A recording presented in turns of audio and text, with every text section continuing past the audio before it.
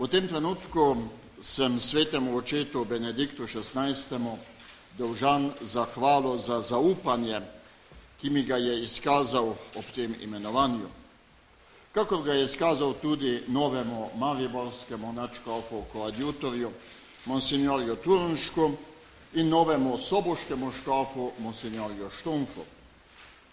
Zavedam se, da je vsaka služba v cerkvi, posebej pa še služba škofa v največji škofiji v državi, sedežem v prestolnici, v glavnem mestu, da je ta služba predvsem služenje, ki bi ga rad opravljal v dobro vseh naših vernikov in v tem duhu služenja sprejemam nalogo, ki mi jo je zaupal sveti oče.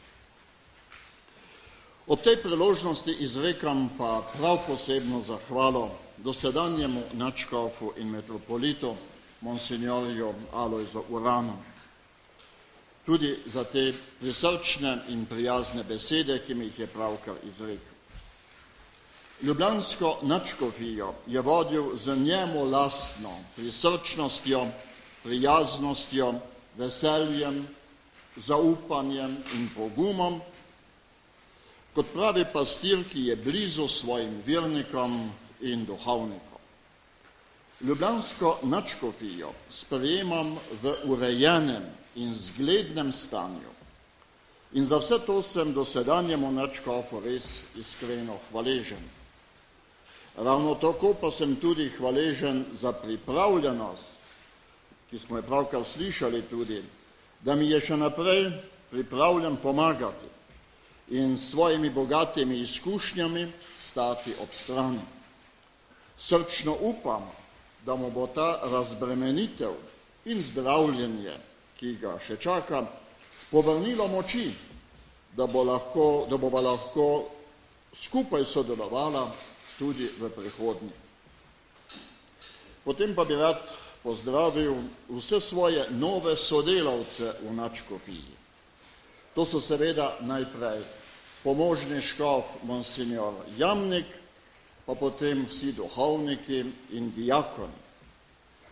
Zelo dobro se zavedam, da škof brez duhovnikov ne more nič, kako velja tudi seveda obratno.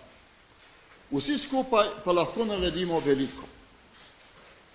Prav tako pozdravljam bogoslavce, ki se na duhovniško služenje pripravljajo in se veselim njihove velikodušnosti.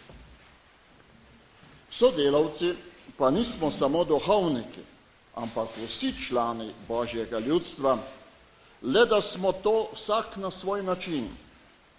Vsem laiškim sodelavcem po župnijah in drugih cerkvenih ustanovah izrekam iskren pozdrav in jih prosim, da bi to velikodušno in prostovoljno sodelovanje, ki je edino resnično bogatstvo cerkve, gojili in razvijali še naprej. Veselim se vsega tega sodelovanja, pri tem pa želim pospeševati edinost in medsebojno pomoč. Prav poseben pozdrav velja redovnicam in redovnikom, ki živijo na področju ljubljanske nadškofije. Brez redovništva ni cerkve. Redovniki so najbolj izpostavljeni pričevalci za Božje kraljestvo in vsaki redovni skupnosti bi rad pomagal čim večji zvestobi njenemu izvirnemu poslanstvu in njeni karizmi. Pozdravljam tudi vernike drugih krščanskih veroizpovedi, posebej še pravoslavne in evangeličane, pa člane islamske verske skupnosti in Jude. Prav tako pozdravljam pripadnike drugih svetovnih verstev, kakor tudi pripadnike drugačnih prepričanj. V medsebojnem spoštovanju želim sodelovati z vsemi in se truditi za pravične odnose, za mirno sožitje in skupno dobro. Kot nadškof glavnega mesta naše države pozdravljam našo državno oblast. Odnosi med državo in cerkvijo se sicer počasi, a vendarle urejajo v smeri evropskih standardov. Rad bi prispeval k temu, da bi uresničili še tisto, kar nam na tem področju manjka. Cerkve se ni treba bati. Nimamo drugega namena, kakor da oznanjamo evangeljske vrednote pravičnosti in ljubezni. Katoliška cerkev in njeni člani v Republiki Sloveniji nimamo in ne pričakujemo privilegijev. Smemo pa pričakovati, da bomo za svoje poslanstvo imeli enake možnosti, kakor jih ima cerkev v drugih primerljivih evropskih državah. Nič več in nič manj. Med različnimi skupinami med našimi verniki bi še posebej rad pozdravil mlade. Vem, da so tarča številnih pohlepov in ponudb. Želim si, da bi našli in prepoznali v katoliški cerkvi prostor, kjer lahko najdejo tisto, kar je najpotrebnejše za njihovo življenje, smisel življenja. Ta pa je v tisti nesebični in požrtvovalni darovanjski ljubezni, ki jo za nas uteleša Božji sin Jezus Kristus. Mladi pa izhajajo iz naših družin in samo iz družin. Obljubljam, da bo cerkev še naprej trdno stala za vrednoto družine in da se bomo v naši nadškofiji tudi v prihodnje močno trudili za razvoj kulture življenja, za kulturo družine v pravem pomenu besede. Kar pride na zadnje, je na koncu zato, da lahko še bolj poudarimo. To so tisti med nami, ki najbolj potrebujejo našo solidarnost.